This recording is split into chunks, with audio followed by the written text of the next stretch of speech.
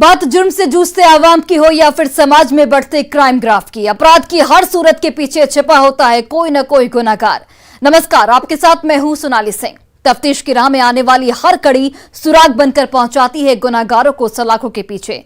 तफ्तीश के इस खास शो में आज हम आपको इस हफ्ते की बड़ी खबरों को दिखाने जा रहे हैं, जिसका सरोकार सीधे आपसे है, पुलिस और प्रशासन से है, क्योंकि हर जुर्म के खिलाफ हमारी तफ्तीश लगातार जारी है। तो चलिए शुरू करते हैं उन्हीं बड़ी खबरों की तफ्तीश।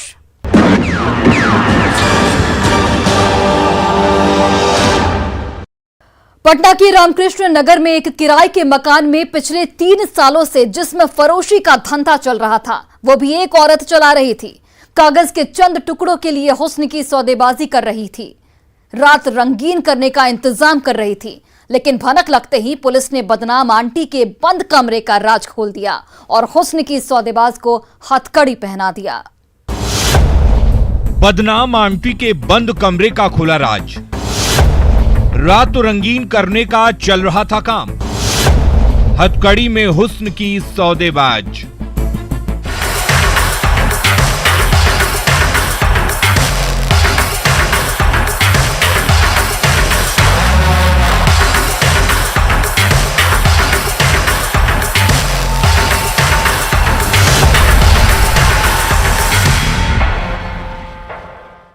पटना पुलिस की कस्टडी में दिख रही इस महिला की कहानी सुनेंगे तो आप भी सन्न रह जाएंगे। जैसे पुलिस इसकी गिरफ्तारी के बाद दांतों तले अंगुली दबा रही है, क्योंकि ये औरत महिला के नाम पर कलंक है। जो महिला होते हुए भी जिस्म की मंडी में मठाधीश बनकर लड़कियों के हुस्न का सौदा कर रही थी। आम से लेकर खास तक की रात रंगीन करने का इंतजाम करती थी, वो भी सिर्फ कागज के चंद टुकड़ों के लिए। लेकिन जैसे ही पटना पुलिस को इसके सौदेबाजी की भनक लगी, पुलिस एक्शन में आ गई और टीम गठित कर बदनाम आंटी के ठिकाने पर पहुंच गई। फिर क्या, बंद कमरे का राज खुल गया और पुलिस ने हुस्न की नुमाइश करने वाली लड़कियों को दबोच लिया। साथ ही साथ उस महिला को भी अरेस्ट कर लिया, जिसके इशारे पर लड़कियां चंद पैसों के लिए बिकने को तैयार रहती थी।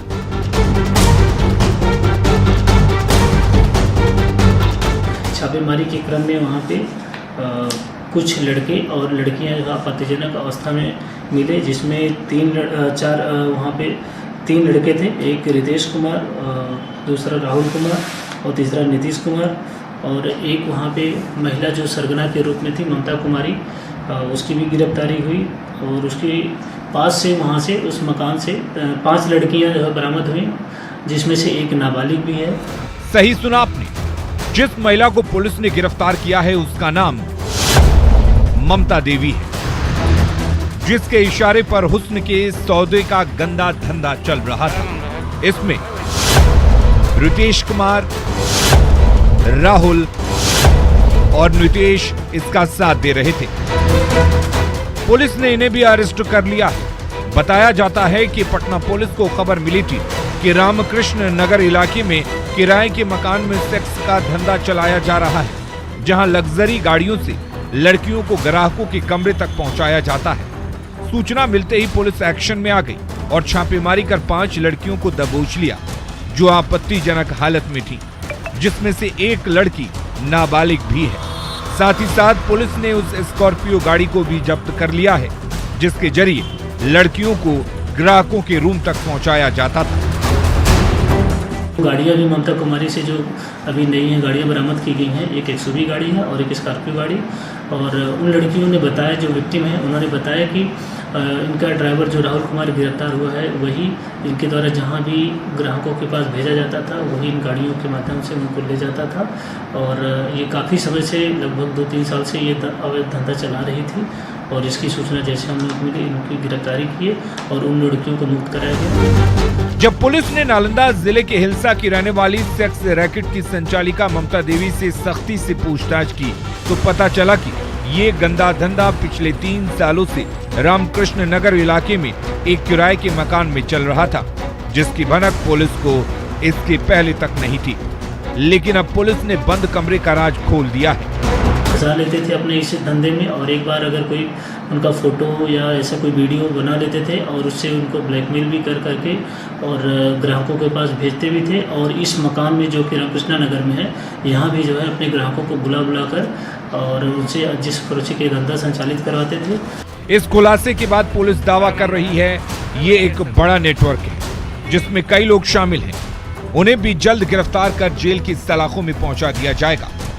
ऐसे में देखने वाली बात यह है कि सिटी एसपी पूर्वी के दावों में कितना दम है, लेकिन जिस तरह से राजधानी पटना में ये गंदा धंधा चल रहा था और लड़कियों के जिस्म की सौदेबाजी हो रही थी, जिसके खुलासे में 3 साल लग गए।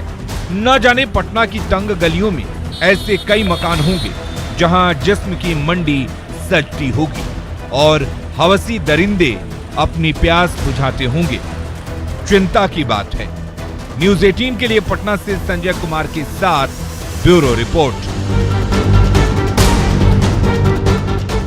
26 अगस्त 2022 यही वो तारीख थी जिस दिन बरूराज थाना इलाके का रहने वाला संजीत अचानक घर से लापता हो गया, जिसकी लाश एक दिन बाद मिली थी, जिसके बाद से पुलिस मामले की तफ्तीश में जुट गई थी। जब पुलिस ने संजीत के मोबाइल फोन का कॉल डिटेल्स निकाला और सीडीआर की जांच की तो पुलिस को एक ऐसा नंबर हाथ लगा जिसे देखकर पुलिस चौंक गई। जब उस नंबर का डिटेल्स खंगाला गया तो वो नंबर एक महिला का निकला। उसके आगे की कहानी जानने के लिए तफसील से देखिए हमारी ये तफ्तीश। संजीत हत्याकांड का पर्दाफाश, शादीशुदा गर्लफ्रेंड की साजिश बेनकाब, पति के साथ मिलकर किया बड़ा कांड।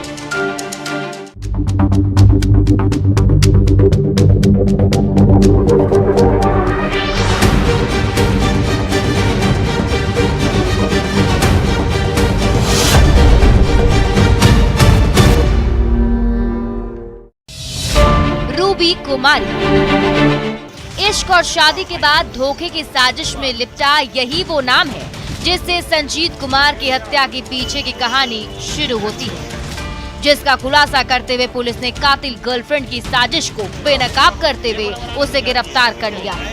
मुजफ्फरपुर पुलिस की कस्टडी में काले कपड़े में चेहरा छिपाए कदम से कदम मिलाकर चल रही यही वो महिला है जिसका नाम रूबी कुमारी है, जिसकी आशिकी ने संजीत की जान ले ली। शुरुआती दौर में तो पुलिस के लिए केस बिल्कुल ब्लाइंड था, लेकिन बरूराज थाना क्षेत्र से शव मिलने के बाद पुलिस ने इसे चैलेंज के तौर पर लेते हुए तफ्तीश शुरू कर दी। इस दौरान पुलिस ने टेक्निकल टीम की भी मदद ली। जैसे जैसे जांच की दिशा आगे बढ़ती चली गई, संजीत की हत्या के पीछे के तार सुलझते गए और चेहरे सामने आते गए। जब पुलिस ने खुलासा किया तो सन्न करने वाला सच सामने आया, जिसके बाद पुलिस ने रूबी कुमारी नाम की महिला को दबोच लिया। इसके साथ साथ पुलिस ने 3 अन्य आरोपियों को भी अरेस्ट किया है, जिसने रूबी को मोहरा बनाकर संजीत की हत्या की पूरी पटकथा लिखी थी। बताएंगे पूरी कहानी, लेकिन उससे पहले चारों की गिरफ्तारी पर पुलिस ने जो कहा वो सुन लीजिए। मोबाइल नंबर को स्टडी किया गया, लोकल इनपुट लिया गया और उसके तहत खोजते खोजते जांच पड़ताल से हमें ये पता चला कि ये उस मृतक की बातचीत एक महिला से होती थी, जिस महिला की आज के समय में शादी हो गई थी, जो पहले एक प्रेम प्रसंग था उन दोनों के बीच।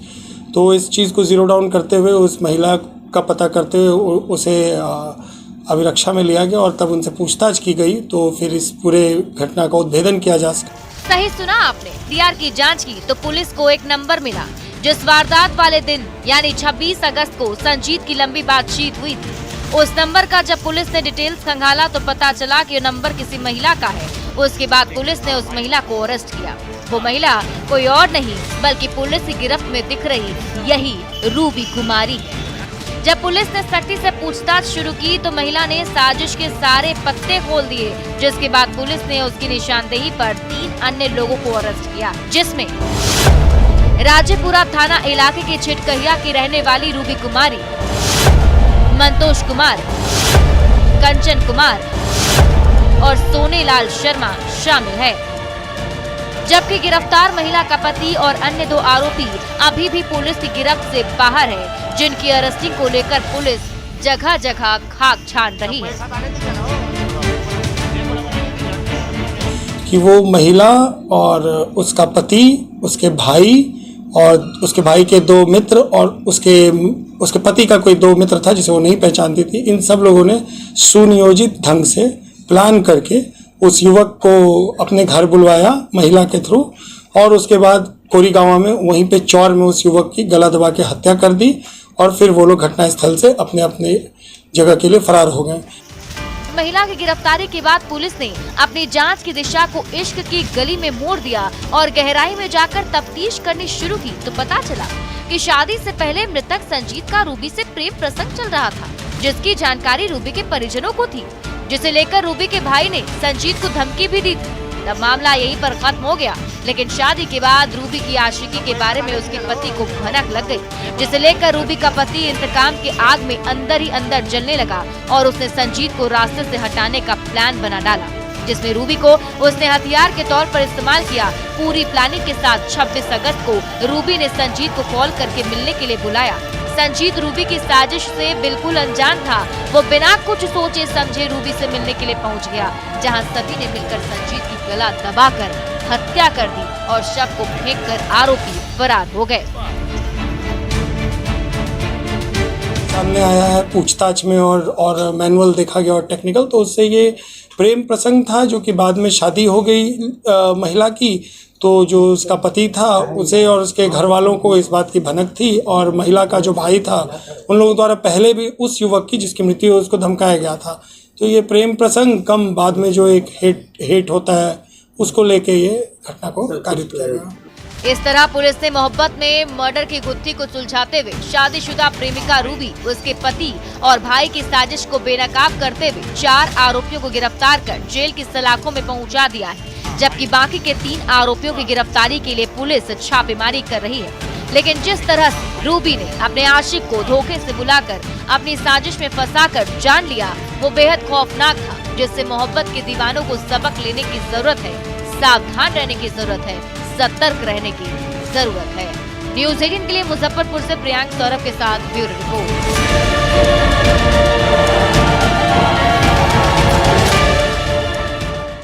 और रुकते एक छोटे से ब्रेक के लिए, लेकिन ब्रेक के बाद आपको दिखाएंगे।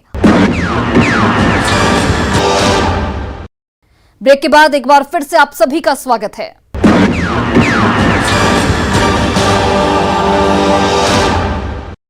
मुंगेर जिले की पुलिस ने बम हत्याकांड का खुलासा करते हुए 2 आरोपियों को गिरफ्तार कर जेल की सलाखों के पीछे पहुंचा दिया है, जबकि अभी भी 3 आरोपी पुलिस की गिरफ्त से बाहर हैं, जिनकी अरेस्टिंग को लेकर पुलिस जगह जगह छापेमारी कर रही है।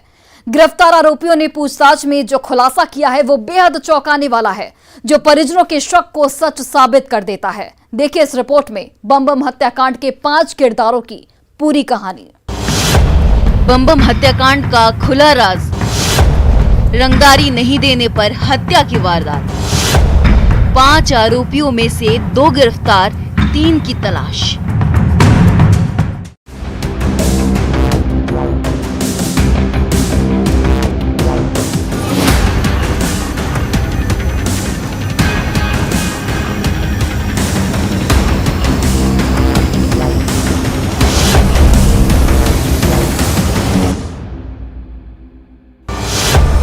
तारीख 5 सितंबर 2022।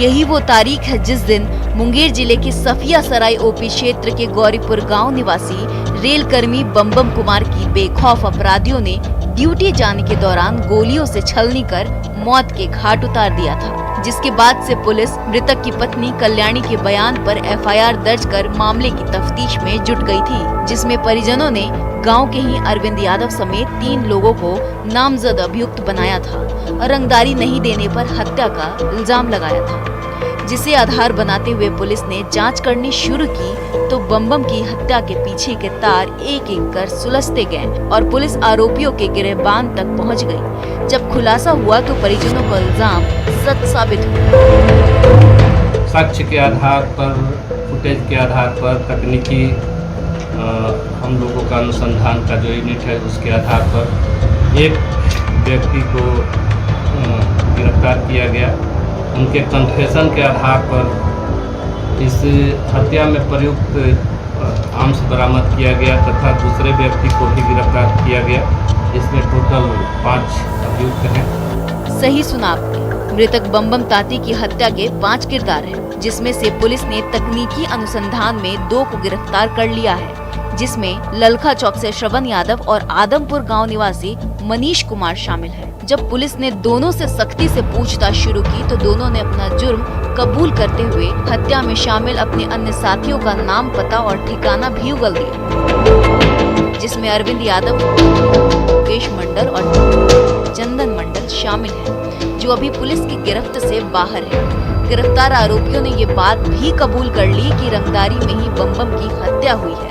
रंगदारी के लिए ये हत्या की गई है और चूँकि बम ताती रेलवे कर्मी थे, उनसे पैसा का मांग किया जा रहा था, उसी पैसा नहीं देने के चलते उनकी हत्या की गई। मुख्य आरोपी इसमें अरविंद यादव हैं और ये उनके गुर्गे।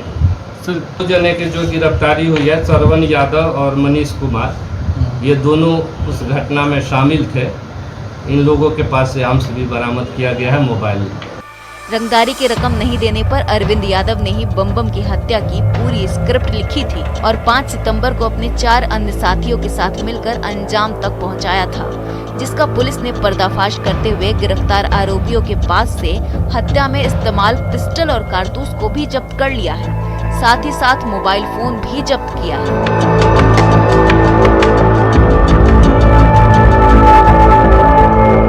लेकिन मास्टरमाइंड अरविंद यादव और बाकी के 2 आरोपी अभी भी पुलिस की गिरफ्त से बाहर हैं, जिनकी गिरफ्तारी को लेकर पुलिस जगह जगह छापेमारी कर रही है और जल्द गिरफ्तारी का दावा कर रही है। ऐसे में देखने वाली बात ये है कि पुलिस बाकी आरोपियों को कब तक अरेस्ट कर जेल की सलाखों के पीछे पहुंचाती है। न्यूज़ 18 के लिए मुंगेर से अरुण शर्मा के साथ ब्यूरो रिपोर्ट। उसने अपनी लोहे की दुकान को ही मौत और खौफ के धंधे का अड्डा बना दिया था और पुलिस की आंखों में धूल झोंककर जुर्म के आकाओं के हाथों तक हथियार पहुंचा रहा था, जो दिन के उजाले में, रात के अंधेरे में खाकी के खौफ को खामोश कर रहे थे।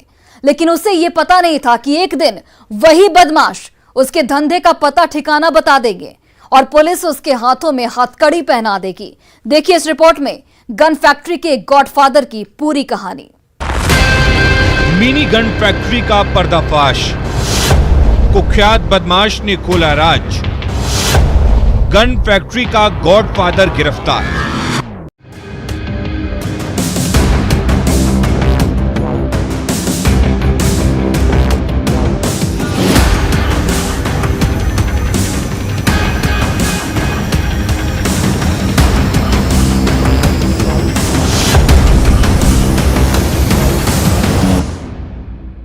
तस्वीरों में दिख रहे हथियारों के इन आधे अधूरे पार्ट्स को पुलिस ने उस मिनी गन फैक्ट्री से बरामद किया है, जिसे बगहा के नौगावा निवासी रविंद्र शर्मा ने अपने लोहे की दुकान को हथियार बनाने का अड्डा बना दिया था और जुर्म के आका के हाथों तक पहुंचा रहा था, जिसका धौंस दिखाकर बेखौफ बदमाश लोगों को अपनी गोली का शिकार बना रहे थे, पुलिस को मुंह चिढ़ा रहे थे। लेकिन रविंद्र शर्मा को ये पता नहीं था जिन जल्लादों के हाथों तक ये हथियार पहुंच रहा है, वही बदमाश एक दिन इसके ठिकाने का पता देंगे, जिसे समझने के लिए वक्त के पन्नों को पलटना पड़ेगा। पुलिस की माने तो कुछ दिन पहले मेघवल मठिया पंचायत के मुखिया नूरेन अंसारी पर जानलेवा हमला हुआ था। इस मामले में रामनगर थाना पुलिस ने मुख्य आरोपी राजू खान को गिरफ्तार किया था। जब उससे पुलिस ने पूछताछ शुरू की तो उसने बताया कि वो हथियार नौगावा निवासी रविंद्र शर्मा से खरीदा है। इसके बाद पुलिस वालों के कान खड़े हो गए और पुलिस रविंद्र शर्मा की तलाश में जुट गई और मौका मिलते ही उसे दबोच लिया। पुलिस की कस्टडी में एक हाथ में हथकड़ी और दूसरे हाथों में हथौड़ा लिए चल रहा यही वो रविंद्र शर्मा है जो गन फैक्ट्री का गॉडफादर है, लेकिन अब इसके हाथ बंद चुके हैं। उसकी निशानदेही पर नौगावा में रविंद्र शर्मा के घर पर छापेमारी, दुकान पर छापेमारी की गई। ये लोहा का सामान बनाते हैं। इनके दुकान से 2 अर्धनिर्मित पिस्तौल बनाने का सामान, बैरल वगैरह है, जो भी उपकरण होता है, हथियार होता है, वो सब बरामद किया गया है और रविंद्र शर्मा को गिरफ्तार किया गया है। छापेमारी के दौरान पुलिस ने रविंद्र शर्मा की लोहे की दुकान से हथियार बनाने का सामान, 12 बोर का रॉड, चाकू और अन्य औजार बरामद किया।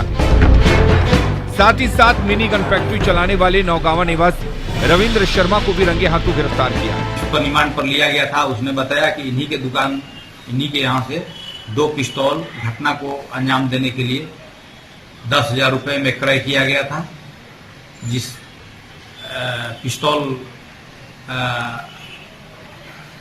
जो पिस्तौल इन्हीं के दुकान से लिया गया था। फिलहाल पुलिस रिमांड पर लिए गए अपराधी राजू खान की निशानदेही पर कई जगहों पर छापेमारी कर रही है, क्योंकि मुखिया गोली कांड का एक आरोपी अभी भी फरार है। साथ ही साथ पुलिस मिनी गन फैक्ट्री के सिंडिकेट से जुड़े अन्य गॉडफादरों की तलाशी कर रही है, ताकि उन्हें भी अरेस्ट कर हवालात में भेज सके। न्यूज़ 18 के लिए बगहा से मुन्ना राज के साथ ब्यूरो रिपोर्ट। अपराधी चाहे लाख शातिर हो, तफ्तीश की दिशा अगर सही है तो बच नहीं सकता कोई गुनाहगार सलाखों के पीछे जाने से। तो पुलिस चाहे सोई हो, मुजरिम चाहे कोई हो, आप बने रहे हमारे साथ, क्योंकि हर जुर्म के खिलाफ हमारी तफ्तीश लगातार जारी है।